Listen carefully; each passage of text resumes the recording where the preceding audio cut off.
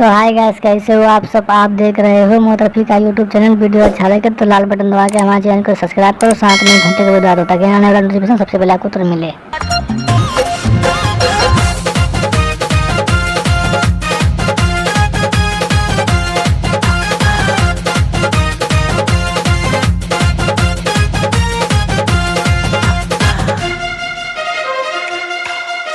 सोलह के उम्र नहीं बाटे हमर बस में,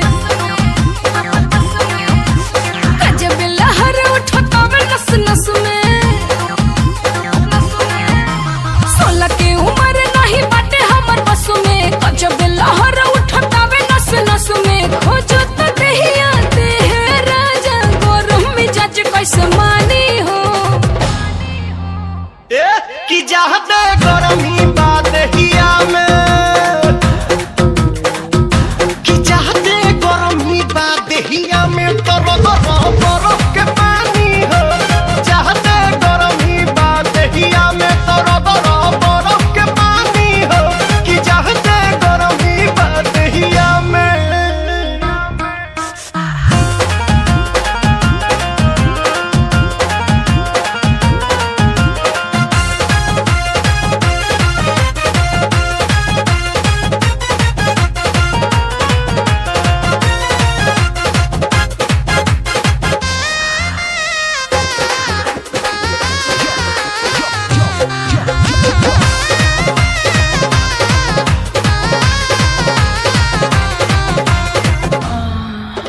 चुल्मी जवानी सतावेला, केहू न मन बहलावेला।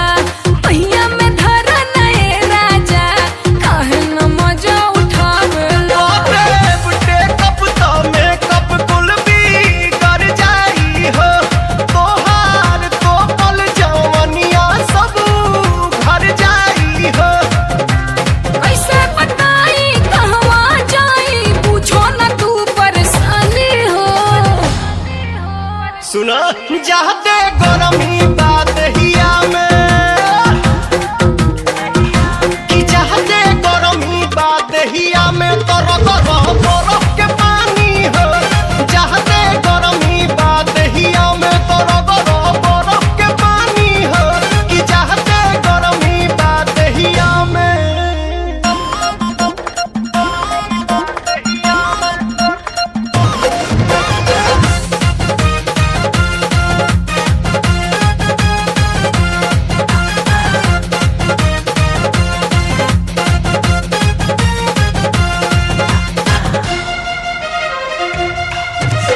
आवो न मजा उठावा हो, हटवा से हटवा सटावा हो। प्यार के पटरी बिछा दी हनी, धक धक रेल चलावा हो। ऐसे जे करबू त हंगामा होई। जवन चाहता रू हमसे ना कमा होई। चला हटा लोहे से आवा पूरा उठावा, करो न खूब मन मानी हो। हनु चाहते गरमी बात हिया में, कि चाहते गरमी बात हिया में तरो